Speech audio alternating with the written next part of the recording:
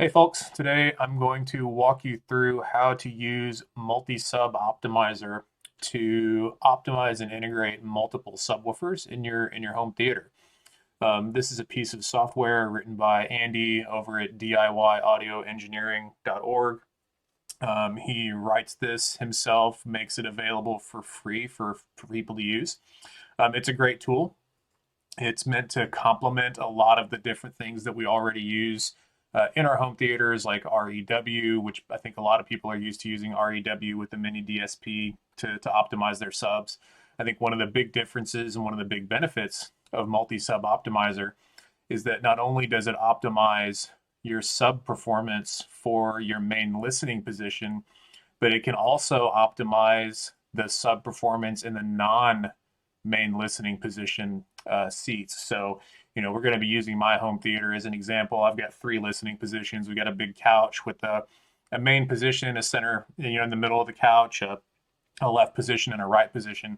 But you're really only limited by the number of measurements that you take. So if you've got four seats in a row, or you've got multiple rows, it's just a matter of taking more measurements and then letting MSO chew on the results to get you some better performing subs in your theater. So with that, we're going to go ahead and jump into things. So what are we going to do today? Well, an overview of the process is here, kind of on the screen, right? So we're not actually going to take some measurements. I've got measurements that I've already taken. There are some guidelines provided by Andy in the MSO documentation online that are probably a little bit different from what you're used to. I may do a separate video on taking measurements specifically for use with MSO, but I'm just going to use some measurements that I've already taken. We're going to export those measurements just as some text files, which is then going to let us import them for use in MSO and set up our configuration in MSO.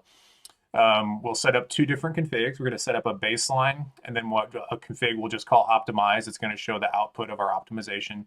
We'll show you how to set up a comparison graph to compare the before and after, and then also compare different iterations of optimization, because you're probably not going to you may not get the results that you expect the first time you run it through, or you may want to tweak some things after you see the results. And we're just going to run through one or two examples of that today, but I'll give you some ideas on things to change and things to consider when you're trying to optimize later on.